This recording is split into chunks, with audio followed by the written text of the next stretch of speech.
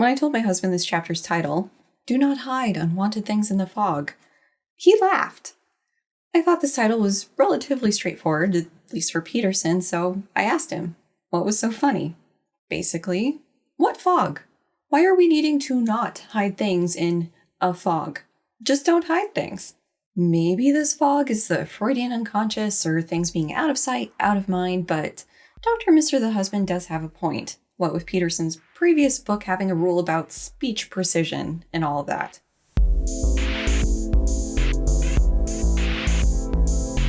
This video made possible thanks to the continuing support of viewers, patrons, and PayPal pals like you.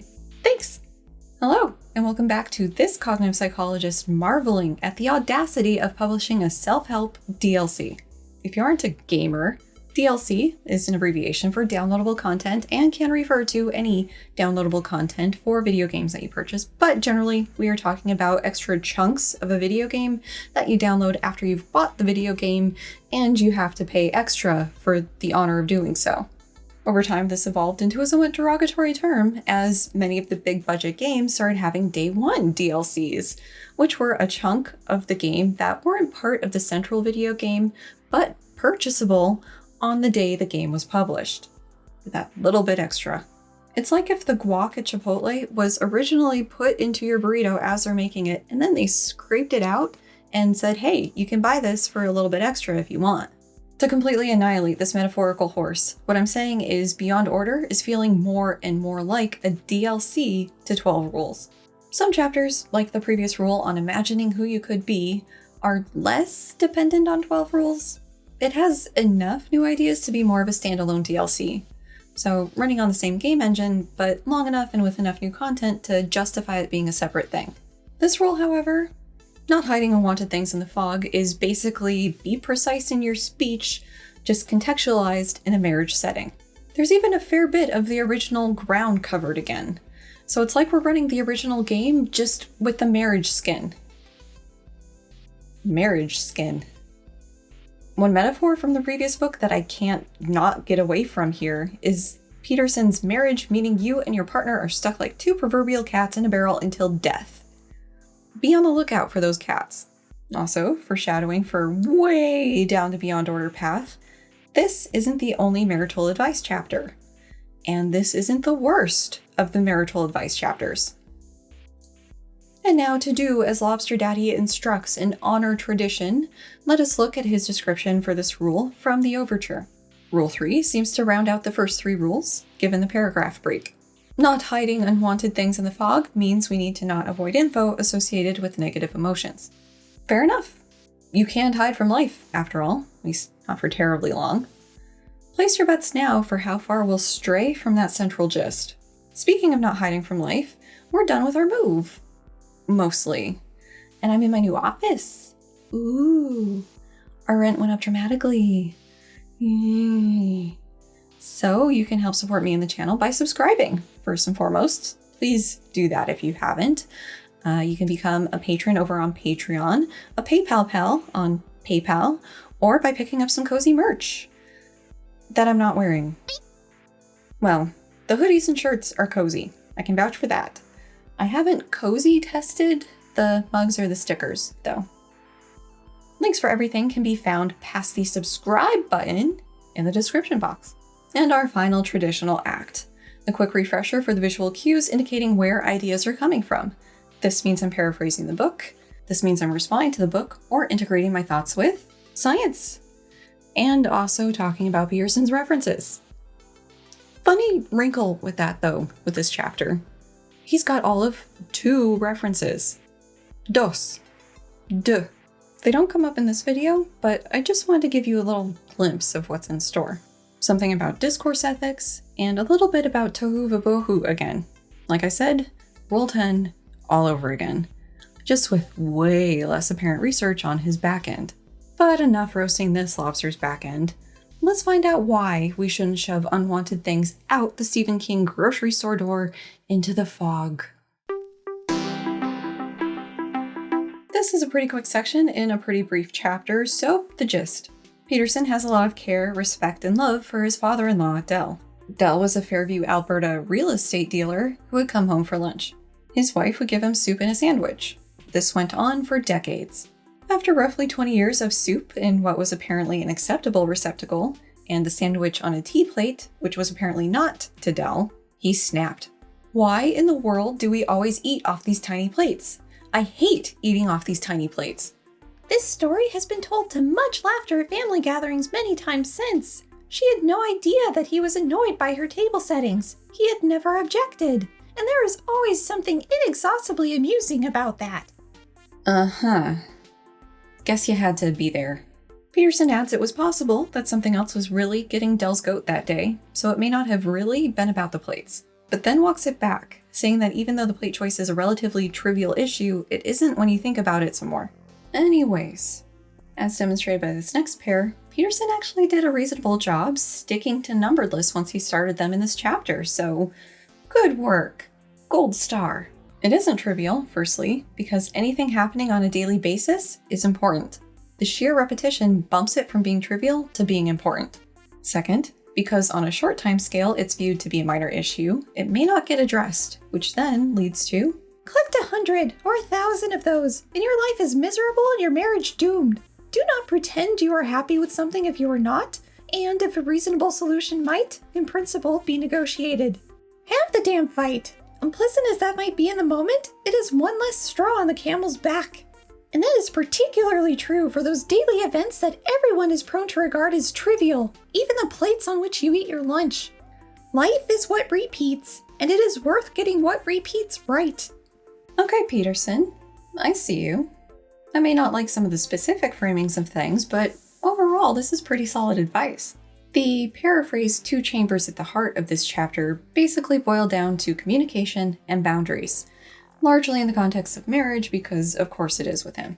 You need to be able to communicate your wants, needs, and boundaries with your partner, or partners, or other people that you cross paths with. People aren't mind readers, so they may not necessarily realize that something is bothering you unless you tell them. And they won't be able to magically know what will make things better for you unless you tell them. Or other specific things, like you hating pita bread to the very core of your being because you got very nasty food poisoning from it once on a road trip in your youth from a Wendy's. These are things that have to be shared by you. Aside from the setup here reminding me of the 2 cats in a barrel marriage pep talk from 12 Rules, I don't like that he's framed these sorts of talks as needing or demanding fights. So I'm coming at this from 2 perspectives. One, as somebody who's been in a committed relationship for over 2 decades, and also as a cognitive psychologist. Digging into the lore of this channel, such as it is, I've been with Dr. Mr. the Husband since the last millennium. Like this is, and I'm sorry about the pronunciation, Cladach ring from high school that he got me. This is my wedding ring. I'm not wearing the engagement necklace because it wouldn't show up. And this is the 10-year anniversary ring I got. So bling, we are blinged out just for a special occasion of this video.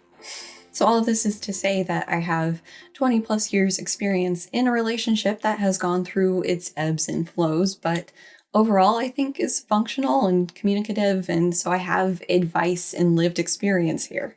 So coming at this from that perspective, or as a cognitive psychologist looking in at counseling and clinical psychology, I would think it would be better to have these sorts of relationship talks when everybody's in an okay mood, if not just neutral mood, and looking to work things out. We'll get to the phrasing specifics later, but if these talks can be chill and with the intent to improve everyone's lives, it can avoid kicking people onto the defensive, which only stalls progress. If every adjustment to the relationship requires having the damn fight, things may have progressed to a point where you'd be better served by seeing a marriage counselor and not this advice book.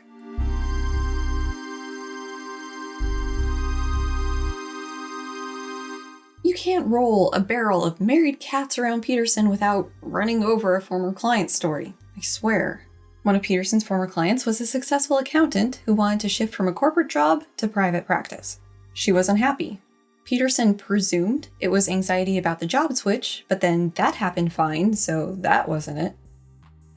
Did he not ask her what was bothering her directly?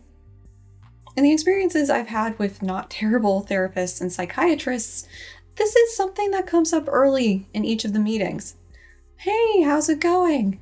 Anything bothering you recently? Granted, maybe his client thought it was stress about the job stuff, but the way he phrased it makes it sound like he hadn't asked her what was up, which is an interesting choice when doing a therapy, especially since he described his approach as a lot of listening. Maybe he was a little too active on the listening and not enough on the active questions. Her problem was not her career change, it was her marriage. She described her husband as extraordinarily self-centered and simultaneously overly concerned with how he appeared in the eyes of others. Sounds kind of like narcissism, like textbook. Surely Peterson will bring this up, right? It was a contradictory combination in some manner. Oh, nope. It's apparently contradictory. A super self-absorbed person couldn't possibly be overly concerned with how other people perceive them. Except for that sometimes being part of narcissistic personality disorder, but, Although it is common enough to see this touching of opposites in a personality, if you lean too far in one direction, something else in you leans equally far in the other. So despite the husband's narcissism... there it is. Phew, had me worried for a sec he wasn't going to address this at all. At least from his wife's perspective. Now, Peterson was likely only getting the client side of things, which does introduce a source of bias in how these stories are told. But really, this, at least from her perspective, thing just seems to invalidate everything she says beyond this description of her husband's personality. He was enthralled to the opinions of everyone he met, excepting the members of his own family. I could really use some elaboration on his proposed contradictory personality balancing because, a reference, even a terrible one, would help loads here. Like, would this mean that someone who is super compassionate needs to balance the personality books by also being exceptionally sadistic or something? Or someone who is frugal to the point of being on a reality show also has to be a compulsive spender? Not to mention him calling it a contradiction for the husband, not quite seeming like it is one. It only seems logical to me that a person who is very up their own ass about themselves would want everyone else to join him up there and be concerned when they don't want to. Where's the contradiction? My client was not comfortable in her own home. She did not feel there was anything truly of her within the apartment she shared with her husband. The couple had no children. Her situation provided a good example of how what is outside can profoundly reflect what is inside. Which is why I suggest to people who are in psychological trouble that they might begin their recovery by cleaning up, and then beautifying, if possible, their rooms. We're going to pause the client story for a sec to talk about the latter idea in this quote. His treatment for things like hoarding, as described in the Rise of Peterson documentary, is to basically treat the symptom, meaning clean up the hoard, rather than the root cause, the mental health problem underlying the hoarding. In my review of that documentary, I argued against that idea for hoarding, and that the hoarding behavior would likely return if the cause wasn't addressed. But let's see if there's any merit in a broader mental health context. From my admittedly quick research dive, it doesn't seem like there's much of a relationship between cleaning things up and your mental health. There can be a relationship between anxiety and depression and how burdensome housework is perceived to be, although respondents in the survey seem to indicate there wasn't a difference in time spent on that work between the people who were depressed or anxious and those who weren't. I didn't have much luck finding things supporting Peterson's claim. There was a very brief report from the 80s about cleaning being a potential mental health rehabilitation program, and a book. Oh, this book, dear viewers. Cleaning up your mental mess. 5 simple, scientifically proven steps to reduce anxiety, stress, and toxic thinking, by a Dr. Carolyn Leaf. I acquired a copy of this book because surely this would be the treasure trove of references I was looking for, seeing as how it's got scientifically proven on the tin. Or would at least be something interesting to talk about. Guess which category this fell into. Dr. Leaf's website brands her as a, quote, communication pathologist and cognitive neuroscientist, with a revolutionary theory for information processing, with a number of articles published in academic journals and consumer magazines, plus tons of press. Let's check out her creds. BS in logopedics, which seems to roughly be speech therapy, an MS in communication pathology, and a PhD in communication pathology. And that's immediately followed by a disclaimer to not use her work in place of actual professional treatment and a denial of liability. Now, I totally admit that I sometimes fudge things a little bit when I don't want to have a whole discussion about what psychology is and isn't, and no, I don't do counseling and blah, blah, blah, and tell people I'm a cognitive scientist, not a cognitive psychologist, even though my degree, or at least as much as you get to see of it, is in psychology. My transcript does clarify cognitive psychology, and I did take classes in things like machine learning and human factors, and on my dissertation committee, there was a machine learning guy, so I'm saying that the lines can be a bit blurry. My cognitive psychology science blurriness doesn't work for Dr. Leaf here. There's no sort of evidence or postdoc or anything to indicate she has any sort of credentialing in cognitive neuroscience. Moving on, her revolutionary theory seems to largely be published in these pop-sci books. A huge chunk of this book is apparently supposed to be equivalent to a peer-reviewed paper for some clinical trial she ran. And the scientific proof to be found in this book includes Deepak Chopra, a YouTube video which is backing up her idea that quantum theory is, quote, a very powerful way of explaining the energy associated with the mind, learning, and memory alongside neuroscience and neuropsychology. So yeah, super not so much on the Dr. Leaf book, and also not so much on Peterson putting the clean your room cart in front of the address your mental health problems horse. Now, all of that isn't to say that you shouldn't try to stay up on your domestic chores when your mood tanks. All I am saying is that doing the cleaning and decluttering isn't going to somehow cause your mood to improve on its own. But let's get back to the client's story and why I'm troubled. Basically, the decor was described by the wife as showy, ornate, and uncomfortable. Furthermore, he avidly collected 1960s and 70s pop art, and the walls of the house were crowded with these items, which he had spent time seeking out in galleries and otherwise gathering for many years, often while she sat waiting outside in the car.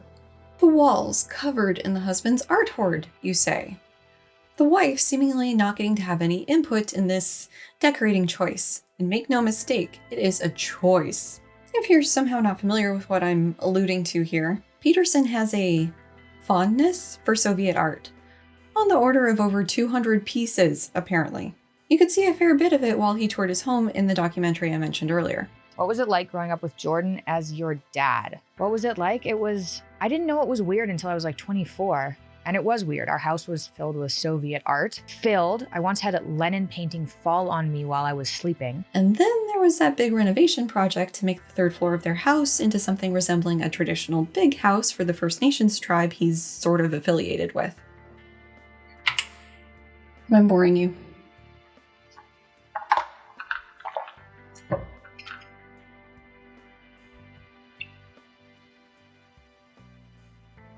You can do it.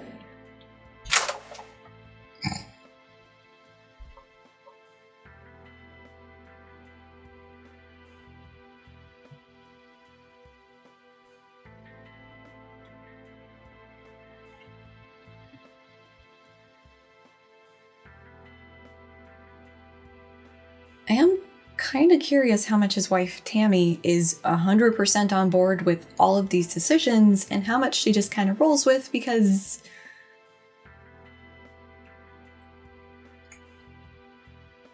Although Peterson doesn't call out the husband on collecting all of this art and other decor, so I suppose this isn't a pot and kettle situation at least. But all of this is seemingly framed to indicate it's the wife's fault. The client said she didn't care about the decor, but Peterson, true seer into our very souls, knows this to not be true. He instead says that she didn't care for them because it wasn't her aesthetic, that she tended towards minimalism. But then he says that it was never really clear what she would have preferred instead. I'm again unclear if this was part of their chats and she legitimately didn't know her preference, or, what I feel is more likely, she told him her preference was minimalist, and his must cover the walls in paintings brain blue-screened at that concept of minimalism. Regardless, he continues on as if minimalism is not actually a preference. Because she did not know what she liked and was equally vague about her dislikes, she was not in the strongest position to put forward her own opinion. It is difficult to win an argument, or even begin one, if you have not carefully articulated what you want or do not, and need or do not. I want you to keep something in mind here. This client's story started with her going to Peterson over anxiety at shaking up her job situation. But no, the actual problem was her marriage. I would guess with the detail Peterson has for the husband, this was at least a point of discussion in sessions. Fair enough. But instead of focusing on the relationship dynamics in that couple, Peterson has keyed in on their decor. And despite the client saying she wasn't bothered by her husband's style or his choices, Peterson somehow knows that this is not only not actually the case, but that the client was supremely bothered by it and unable to do anything other than seethe in resentment because he knew she couldn't start a fight about it. With a partner already described as extraordinarily self-centered. I bring this up because I've had my share of arguments with people of a similar personality, shall we say, as well as indirect experience through my friend Lily and her ex-husband. Trying to get your way with somebody this self-centered seems to only really be successful if you can convince them it's what they actually want to, which is no easy feat. And compromises seem to only really be an option if you're fucked over more than they are by it. And if you're in the unfortunate position of trying to tell that person no, prepare for a battle of attrition where you will just be worn down into finally giving in by the constant bickering and pressure, or for them to just do whatever thing you said no to and all of the fallout from that. If you are somehow able to hold the no line, prepare to have that brought up against you as leverage a lot in the future. Back to the point with this client. In an ideal relationship or arrangement, there would be a drive to have a balance between the people's choices. Maybe the husband gets to go ham decorating a couple rooms while sparing others. Maybe there's some compromise between the maximalist and minimalist aesthetics. Figuring out this balance doesn't have to be a fight, though. A fight would happen after the fact, after some boundary has been crossed, some needs ignored, just after something bad has happened. Whereas what I'm suggesting is more proactive. Have the talks and make the plans beforehand instead of the fight after. A little bit of a caveat in that sometimes you don't know that there was a boundary or a need or a want until it's been walked over, ignored, whatever. Like sometimes, these things do happen. You can't plan for everything, but it still doesn't have to be a fight. You can calmly and peacefully have this discussion about what happened. It doesn't have to explode into anything big.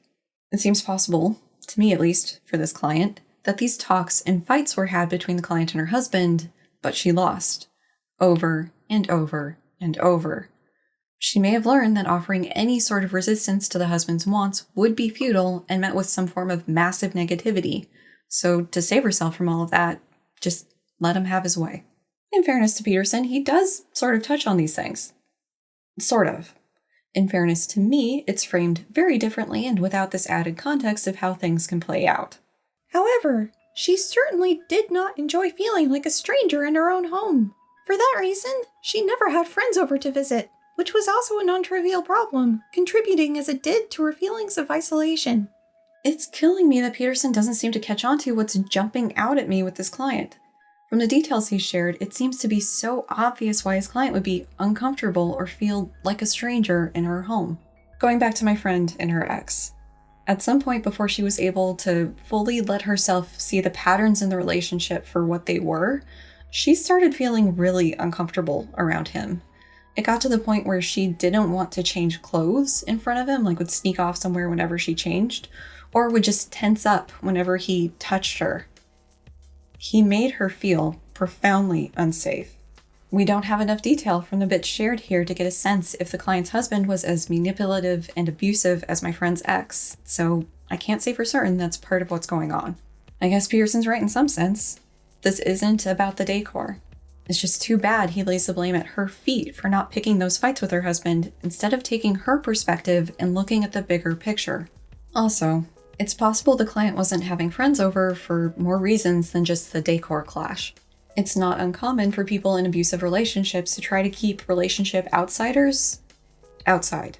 This can be because of fights that happen as a result of having people over, or because while people are over, the facade slips and they get a more clear picture of what's going on in this relationship, and then there's uncomfortable questions. There's having to try to explain away the behaviors. Oh no, this is fine. They're not normally like this. This, if they had a bad day, this, it's nothing. It's nothing. And then potentially even more fights with the partner because of all of this. And if the home environment was feeling negative to the client, going out to be social may have felt like coming up for air. Peterson describes the husband continuing to get more and more stuff, which resulted in less of her in the house and in the marriage, and then runs through a list of the things she didn't do. My client never went to war. She never had a fit of anger. She never put her fist through a particularly objectionable canvas hanging on the living room wall. In all the decades of her married life, she never had an outburst of genuine rage. She never directly and conclusively confronted the fact that she hated her home and her subordination to her husband's taste. Excuse me? She never raged or destroyed her husband's possessions, and this is being portrayed as a bad thing? This does remind me of a clip that periodically makes the rounds, though. At some point during his conversation with Camille Paglia, he says that he can't handle crazy women in the same way he would offensive men. I know how to stand up to a man who's trespassing against me. And the reason I know that is because the parameters for my resistance are quite well defined, which is we talk, we argue, we push, and then it becomes physical, right? Like if we move beyond the boundaries of civil discourse, we know what the next step is. Okay, that's forbidden in discourse with women. And so I don't think that men can control crazy women. If the man is offensive enough and crazy enough, the reaction becomes physical right away, or at least the threat is there. And when men are talking to each other in any serious manner, that underlying threat of physicality is always there, especially if it's a real conversation, and it keeps the thing civilized to some degree. The threat of physical violence must be present, otherwise things won't stay civil. Remembering that, you can kind of understand why everything in this chapter is framed as fights. Can't just talk it out like adults without that threat of sending your partner straight to the moon. One doesn't need to, shouldn't need to, escalate things to the point of rage or physical violence in order to directly and conclusively confront parts of a relationship that aren't working. If anything, I would think that things getting to that point means you've missed the point of being able to work on it, at least for a little bit. If you find yourself in a screaming match with your partner, acknowledge that things have gotten just super heated and you need to cool down. Give each other at least a couple minutes of calm and quiet before revisiting whatever set things off. And try to remember that you guys are in this relationship, like two cats in a cafe, and are hopefully working towards a common goal. The path to that goal shouldn't be paved in tears and pain. But I once again interrupted Peterson, and am thankful that he can't start a fight with me about it. Instead, she let him have his way, repeatedly, increment by increment, because she claimed that such trivialities were not worth fighting for. And with each defeat, the next disagreement became more necessary, although less likely, because she understood that a serious discussion, once initiated, risked expanding to include all the things that were troublesome about her marriage, and that a real, no-holds-barred battle would therefore likely ensue. Then everything wrong might spill out and have to be faced and dealt with, by one means or another. So, she kept silent. But she was chronically repressed and constantly resentful, and felt that she had wasted much of the opportunity of her life. It occurred to me there's a bit of a repeating pattern in these books. The unhappy relationship stories come from the woman's perspective. This client, the hypothetical woman who was hypothetically cheated on in the original's rule on precise speech, and probably more in this book that I'm forgetting at the moment, but 2 points make a line, right? The thing that's standing out to me here, though, is his recurring emphasis that the woman is letting this happen, that these relationships are progressing in the way they are because of her actions. The hypothetical woman should have, among other things, sexed her husband more, that she should have reined in her husband's immaturity and selfishness. And now we have this client who let her husband do what he wanted, that she needs to start picking those decorating fights after she finds a non-minimalist aesthetic. These two metaphorical cats, be they trapped in a barrel or vibing in a cafe, are partners. If one is unhappy about something, yes, they need to let the other one know, but fixing that unhappiness takes both partners, not just one. Working purely from Peterson's description of things, If his client never spoke up about her apparently unknown to her displeasure with the decor, her husband couldn't know it was bothering her, and then they couldn't work on some sort of solution. But if we factor in the client's description of the husband as being self-centered, the picture changes a bit. The team's inability to work together probably then comes from the husband's unwillingness to take the wife's thoughts, wants, and feelings into consideration. In both these cases, her resentment at the situation would understandably build, and could result in the sort of blow-up fight Peterson described. In both cases, the husband may be surprised by the depth of her hurt feelings, and in the context of this sort of argument, may be thrown onto the defensive, that he didn't know that these things were bothering her. I guess it's just the source of his ignorance that differs between the two. I understand the drive to do this, but you really, really shouldn't keep score in relationships. Don't track your wins or losses in arguments. The goal of a relationship shouldn't be to epically own your partner on the life scoreboard. Emphasis on life scoreboard. For a moment of levity, we have some married friends who are big into board games, and they have this little notebook to keep track of his and her wins. The game, the date, how many people were playing. It's a bit baffling to me that they keep track of every single game and who won, but it makes them happy. So keep that sort of score if you want, just not for the fights or compromises or other real-life things that will strangle a relationship. There's a wasted setup here for a concrete piece of advice that is somehow missing from this chapter. The everything wrong in the relationship that builds and builds. The thing that Peterson omits is how to handle this, which is a little funny since the next section is on his so-called sins of omission and commission, but I digress. The advice in this rule is centered on nipping these sorts of things in the bud by communicating your needs in the moment, which is great and all, but what are readers to do about old hurts? These are things that will need worked out at some point, and a screaming match isn't really the ideal time or place to do that. I think Peterson would agree with me there, just he doesn't say what to do about that stuff. This is another thing where it's just wild to me that he doesn't include this as part of the advice. After all, these things are hiding out in the relationship fog too. I am curious about this throwaway line about her feeling like she had wasted much of the opportunity of her life. Has Peterson left out something major for this client? Because all we know about her is her transition from a corporate accounting job and this decor issue with a selfish husband. What did she feel she was missing out on? Not having friends over? That couldn't be all of it. Peterson calls it a mistake to view the decor as only objects. Instead, they should be viewed as informative pointers for how the relationship's doing. Each piece of art or furniture pointed to a loss by the wife. And there were dozens or perhaps hundreds of these, each a weapon in an unspoken, destructive, and decades-long war. Unsurprisingly, given the circumstances, the couple split up after 30 years of marriage. I believe the husband retained all the furniture and art. Har har. It's almost surprising this doesn't get a smiley face too. I don't disagree that in this context, all that stuff would take on a symbolic sort of meaning for the wife and how much she matters to her husband compared to everything else. I don't know if I'd go so far as to call them weapons, but by this point, my dislike of the war framing is probably understood. We'll close out this client's story with me wondering if picking these fights over the decor would have ultimately been enough to save their marriage. Maybe if the decor discussion had happened early and often, that could have served as practice for relationship communication.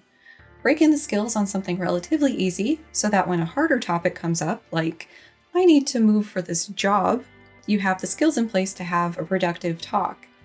And again, this is assuming that she was legitimately bothered by the decor. It seems more likely to me, based on the little bits of info we have, that the decor discussion would have served more as an indicator of things to come.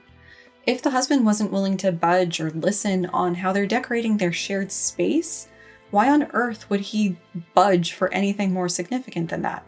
I can get behind the gist of the rest of the section, although I could do without the doom spiral framing and slight end of section style madness that happens.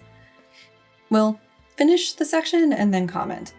Here is a thought, a terrifying and dispiriting thought to motivate improvement in your marriage, to scare you into the appalling difficulties of true negotiation. Every little problem you have every morning, afternoon, or evening with your spouse will be repeated for each of the 15,000 days that will make up a 40-year marriage. Every trivial but chronic disagreement about cooking, dishes, house cleaning, responsibility for finances, or frequency of intimate contact will be duplicated over and over unless you successfully address it. There's a bit about wanting to avoid fights in the moment and just drift along in peace. But he notes that drifting with age can mean drifting apart, and also just drifting with things means that you probably won't get what you need and want. Things fall apart of their own accord, but the sins of men can speed their deterioration. That is wisdom from the ages. It may well be that conscious apprehension of the horror of the same small hell forever repeated is precisely what is necessary to force you to confront the problems in your marriage and negotiate in good and desperate faith to solve them. Just breaking up the wall of text. Hi, how are you doing? Good, I hope. Anyway, on with avoiding the small marriage hell. However, it is the easiest of matters, particularly in the short term, to ignore the prick of conscience and let the small defeats slide day after day. That is not a good strategy. Only careful aim and wakeful striving and commitment can eliminate the oft incremental calamity of willful blindness, stem the entropic tide, and keep catastrophe, familial and social alike, at bay. Given his aforementioned marriage metaphor of two cats trapped in a barrel till they die, the overall tone of this paragraph isn't surprising. We saw it in the last book, we'll see it again in this one, and it's all over his videos and interviews. Peterson seems to have a fundamental belief that in our deepest core, we are terrible people. Our truest nature is chaotic awfulness. Call me naive if you want, but I'd like to think that most people can be convinced to work on their communication skills, particularly in relationships, to benefit themselves and their partner. Yeah, staring down the face of the repeating small hell can be a motivator, but I'd hope that the knowledge of the cumulative effect of these minor annoyances would be a carrot on a stick to get you into better habits, as opposed to a riding crop. Something that typically doesn't make it into Peterson's advice is not all relationships should be saved. Sometimes you've grown apart from your partner, and that's okay. Sometimes the person you're currently partnered up with is not the person you committed to in more negative ways. And in that case, it's best to skedaddle as well. It's unclear what form of counseling this client received from Peterson. For other client stories, he's been more forthcoming about the type of feedback he gave, but it's strangely absent here. So we can't say if he coached her on how to better communicate with her husband, if he encouraged anger, if he just listened and didn't say anything. Given the ultimate outcome, everyone's time, money, and emotional resources may have been better served by Peterson asking her relatively early in this process questions like, what would make her happy in this relationship, and if she thinks it's possible to achieve? What would it take for that to happen, both on her and her husband's end? To wrap up this video, let's take a moment to reflect on how much I actually agree with some of this stuff. Broadly, relationship issues aren't going to fix themselves on their own. You and your partner will need to work on these things together. Realistically, you need to communicate your needs and wants in order to have those fulfilled. Communication about relationship rough spots should happen in good faith, with the intent of making things better, not chalking up another W for you. Really pulling at the gistiest of the gist here, but addressing these rough spots early can help keep them from growing into larger and more negatively loaded problems.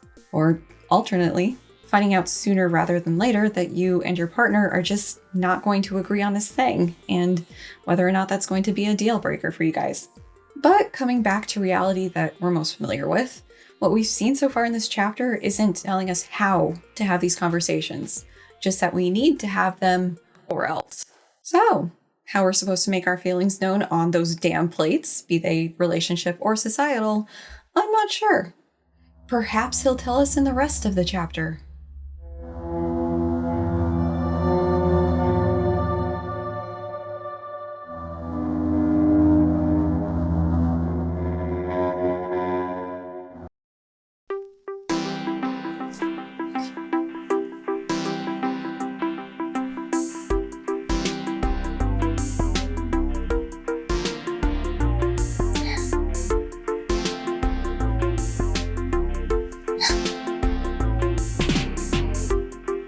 Stole my chair.